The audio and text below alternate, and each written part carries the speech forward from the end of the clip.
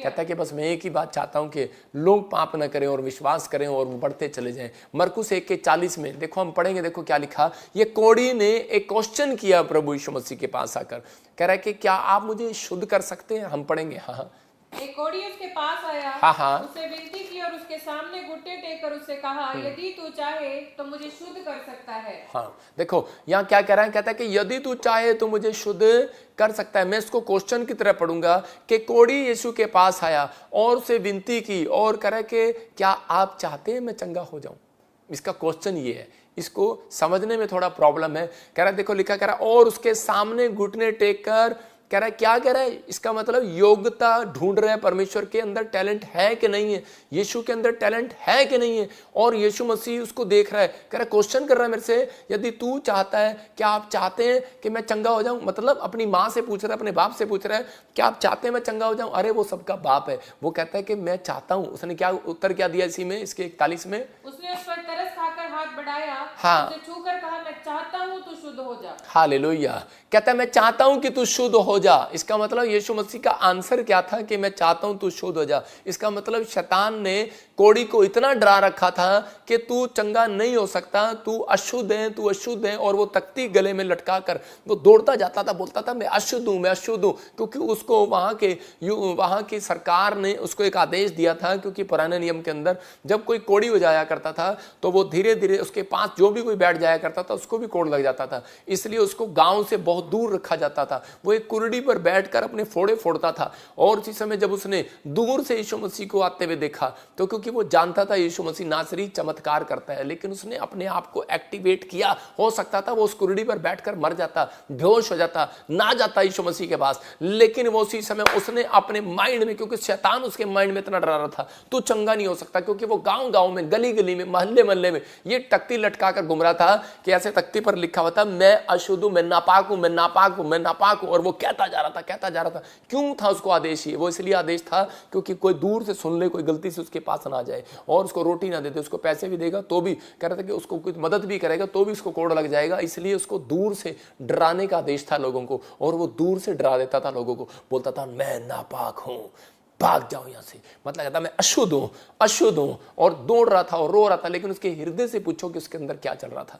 और वो कुर्डी पर बैठकर, वो गांव के मोड़ पर बैठकर, उसको रोटी भी पता नहीं कैसे नसीब होती होगी, वो बैठकर रोता था। और वहां पर, लेकिन उस समय में जब यीशु मसीह वहां से आ रहे थे तो उसने सुना, और उसी समय उसका वो सोच सकता था कि वो अपने आप को एक्टिवेट ना करता। उसका मन टूटा हुआ था, उसका दिमाग टूटा हुआ था, उसके विचार खत्म हो रखे थे, लोगों ने उसको डरा रखा था। हो सकता है आप में से भी किसी को डरा रखा हो, तेरा कर्जा माफ नहीं होने वाला, तेरी नौकरी लगने नहीं वाली, तेरे ऊपर कुछ नहीं होने वाला। और हम शक कर रहे हो इस कोढ़ी की तरह कि यार ये धर्म तो नहीं बदलता, ये यीशु मसीह वो तो नहीं है। लेकिन हम बहुत बार हम ऐसी परिस्थितियों में गिर जाते हैं और हम शक करते हैं कि पता नहीं परमेश्वर करेगा कि नहीं करेगा। लेकिन यहाँ पर ये शक नहीं कर रहा था, और उसी समय इसके अंदर एक डाउट था, लेकिन इसके अंदर एक विश्वास भी था कि इसके अंदर इसने उसी समय अपने आप को एक्टिवेट किया है। चुप कर कोढ़ी, कि तू कोढ़ी नहीं है, तू परमेश्वर का जन है, और तू जा यीशु मसीह के पास, क्योंकि परमेश्वर ने यीशु मसीह को बीमारों के लिए रखा है। हालेलुया। और वो दौड़ता है, और वो दौड़कर यीशु मसीह के पास जाता है। और जाते ही उसने क्या काम किया? एक्टिवेट करना ये होता है कि उसने हाथ जोड़कर विनती किया,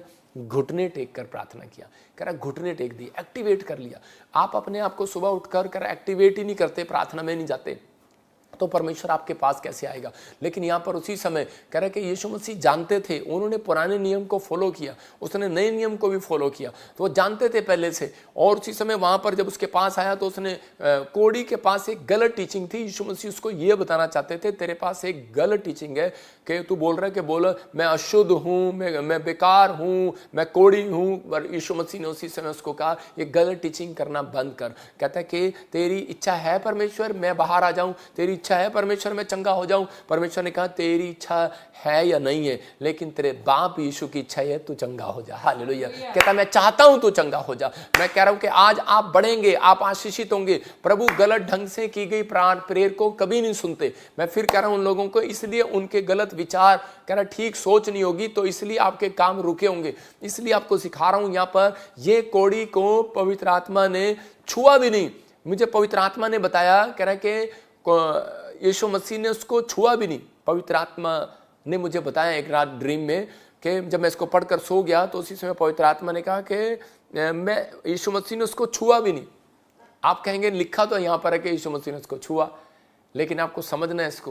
देखो उसको क्या लिखा, क्योंकि यीशु मसीह पुराने नियम को जानता था वहाँ पर, क्योंकि यीशु मसीह आज्ञा को तोड़ने नहीं आया, कमांड्स को ख़त्म करने नहीं आया, अपने खुद के बाप के बनाए हुए आदेशों को ख़त्म नहीं करने आया। क्योंकि पुराने नियम में एक आदेश था, कह रहा है कि अशुद्ध वस्तुओं को ना छूना। आप समझ रहे हैं, ये अशुद्ध था, कोड़ी था, और उसी समय यीशु मसीह ने उसको छूने से पहले ही चंगा कर दिया था। हालेलुया। समझ में आया एक बात। फिर उसने उसको छुआ, कह रहा है कि उसने छू कर कहा मैं चाहता हूं तू शुद्ध हो जा, और उसी समय उसको कहता मैं तेरा दिमाग शुद्ध करना चाहता हूं, मैं चाहता हूं तेरा दिमाग शुद्ध हो जाए, कि देख तू पहले ही चंगा हो गया मेरे छूने से, तेरा दिमाग शुद्ध हो, तेरे कान शुद्ध हो, तेरा नाक शुद्ध हो, तेरे मन शुद्ध हो, तेरा विचार शुद्ध हो, तेरी बोल शुद्ध हो।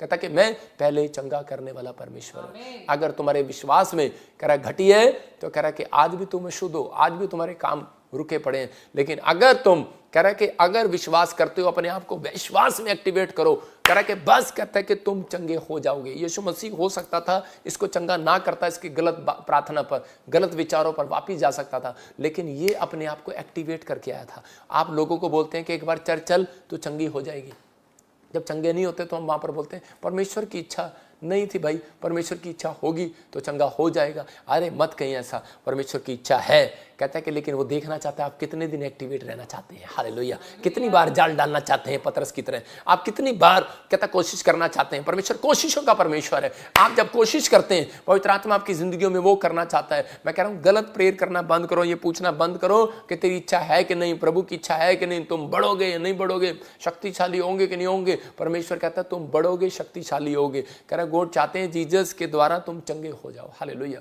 तुम जाओ और मैं कह रहा हूँ कि 100 साल तक जियो। परमेश्वर चाहता है, ये परमेश्वर चाहता है। ये सोच निकाल दो, यीशु चाहेगा तो मैं चंगा हो जाऊंगा, ये सोच निकाल दो। यीशु मसीह चाहते हैं, आप गलत मत सोचो। कह रहा है कि आप सोच रहे हैं, लोगों ने डाल दिए आजकल, कहता है कि गलत सोच दी है। मैं आपको बता रहा था कि उस समय में मैं जब प्रार्थना करता था शुरू में, तो मेरे चर्च में चंगाई नहीं होती थी। तो उसी समय पवित्र आत्मा ने मुझे कहा कि कुछ नहीं करना बेटे, बस बोलता चला जा, मेरे चर्च में 100 नहीं 1000 लाखों चंगे हुआ करेंगे, हो गए। मैं घोषणा करने लगा। आप समझ रहे हैं, क्लेम। शादी करने से पहले आपको एक घोषणा करनी स्टार्ट करनी है, मेरी शादी हो चुकी है। अरे आपने प्रेयर ही नहीं की, कितने साल के हो गए, 28 के हो गए, 30 के हो गए, 32 के हो गए, सपना की विचारी कि 32 साल में ही होगी, नहीं तो मैं कह रहा हूँ तो अब घोषणा करते रहो, घोषणा, समझ रहे कि नहीं। तो हमने पहले से घोषणा करनी स्टार्ट कर देनी है। जो नहीं चाहिए, कहता विदेश जाना है तो पहले से स्टार्ट कर देना है। परमेश्वर देखता है जाल डालना जानते हैं कि नहीं जानते हैं, मांगना जानते हैं कि नहीं जानते हैं, लेकिन हम गलत सोचने लगते हैं परमेश्वर से हो सकता है, मैं तो 8वीं पास हूं, अमेरिका जा सकता हूं मैं, अरे मेरे से हो सकता है। मैं कह रहा हूं कि परमेश्वर आज कान पकड़ के चाटा भी लगा सकता है। कहता है कि वो कह सकता है, कह रहा है मेरे से क्या नहीं हो सकता। हालेलुया। तो वो बोलता है, कह रहा है कि हो सकता है आज आप बिजनेस में सही ना हो, आपका बिजनेस सही ना चल रहा हो, गवर्नमेंट जॉब ना आ रही हो, आप बीमार पड़े हो, आप कोड़ी हो, कोई बीमारी ऐसी होगी हो ठीक ना हो रहे हो, लेकिन आप बार बार सक्सेसफुल ना हो रहे हो, आपको कोई बीमारी, कोई इलाज, आपका कोई डॉक्टर इलाज करने के लिए ना मिल रहा हो। परमेश्वर का आत्मा कहता है लेकिन अपने आप को सही करना है, बस सही प्रेयर को एक्टिवेट करो अपने आप को, कि परमेश्वर से सब कुछ हो सकता है। दिखा मत्ती चैप्टर 19 के 25 में क्या लिखा, कि एक जगह पर वहां पर उसी समय एक व्यक्ति आया और यीशु मसीह से क्वेश्चन कर रहा था। कहता कि झूठ नहीं बोलना, गाली नहीं देनी, शराब नहीं पीना। अरे इतनी सारी, जब उसने देखी कि इतनी सारी फॉर्मेलिटी करनी पड़ेंगी यीशु मसीह के स्वर्ग राज्य में जाने के लिए, तो बोला, चेला ही कह रहा है, बाइबल पढ़ने वाला, प्रार्थना करने वाला, कहता है परमेश्वर ये कैसे होगा, हम तो कभी कभी झूठ बोल देते हैं, हम दूध के धुले नहीं है। परमेश्वर ने कहा, कह रहा है कि ये तुमसे नहीं, परमेश्वर से होगा। हालेलुया। परमेश्वर से सब कुछ हो सकता है। पढ़ेंगे, देखो क्या लिखा। यीशु ने उनकी ओर देखकर कहा, मैथ्यू चैप्टर 19 का 25, हाँ, कि मनुष्य से तो यह नहीं हो सकता, परंतु परमेश्वर से सब कुछ हो सकता है। हालेलुया। देखो कह रहा है यीशु ने उनको देखकर कहा, कह रहा है मनुष्य से तो नहीं हो सकता, क्योंकि वो देखकर कहा उसने, यीशु मसीह ने, मैं आपको देखकर कह सकता हूं, मैं आपको देखकर भविष्यवाणी कर सकता हूं। पता है आपको, मैं आपको बिना देखकर भी भविष्यवाणी कर सकता हूं। आप मेरे सामने नहीं है, लेकिन मैं बिना देखकर भी कर सकता हूं। जब मेरे सामने लोग आ जाते हैं ना, मुझे उनसे पूछने की जरूरत नहीं है, तुम्हारा चेहरा ही बता देता है तुम मुड़े हुए हो।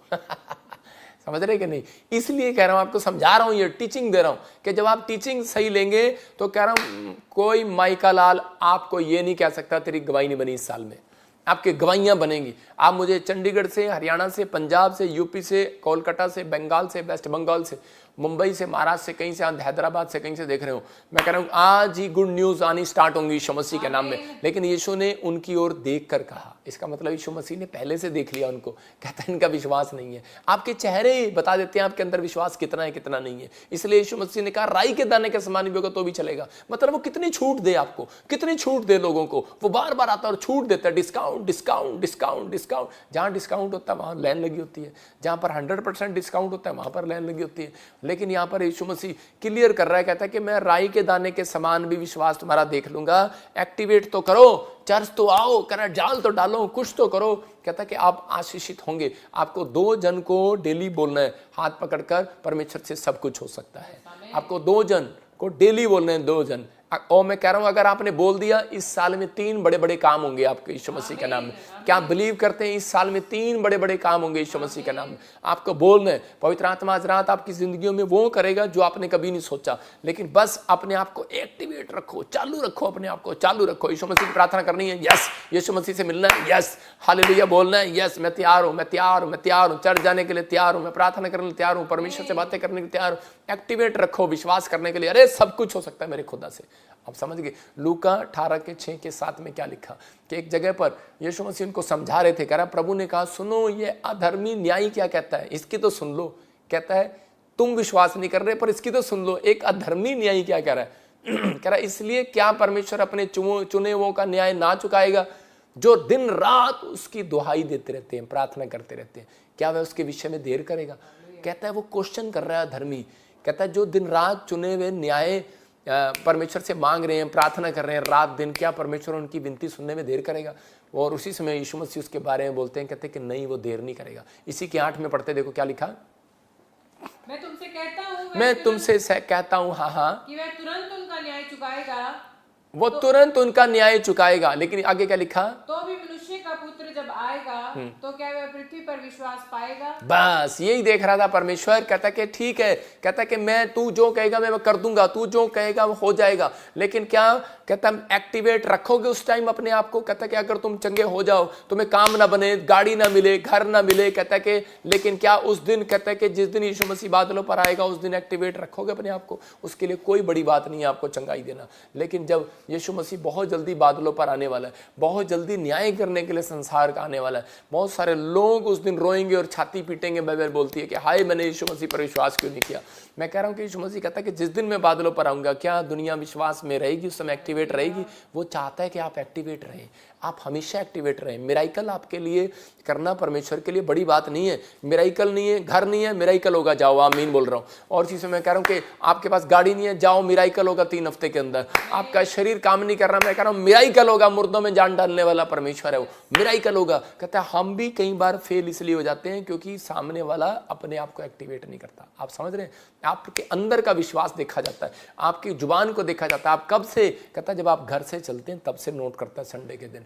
मैं कह रहा हूं कि खासकर आप ये पाम संडे आ रहा है, ये संडे के दिन पर कहता है पाम संडे इसलिए आया कि यीशु मसीह के नाम का जो प्रचार हो रहा था, पूरी दुनिया में मुक्तिदाता आने वाला है। तो उसको कह रहा है कि वो देखो कोई बड़े ऊंट पर आ सकता था या फिर उस समय में बड़ी चीज पर, घोड़े पर आ सकता था। उस समय ये चीजें होती थी, कार नहीं होती थी। लेकिन वो गधे पर बैठकर क्यों आया? क्योंकि गधा एक नम्रता का प्रतीक है। हालेलुया। मतलब वो गधे पर इसलिए बैठकर आया कि अपने आप को चालू कर आया कि मैं परमेश्वर का जन हूं, मैं जिस भी हाल में रहूंगा परमेश्वर के कामों को पूरा करूंगा और मैं मुक्ति का मार्ग हूं। वो भविष्यवाणी को पूरा करने के लिए आया, क्योंकि वो सालों साल से भविष्यवाणी हो रही थी पुराने नियम में कि वो लादू के बच्चे पर देख चढ़ावा आता है, वो पूरी दुनिया का उद्धार करने वाला।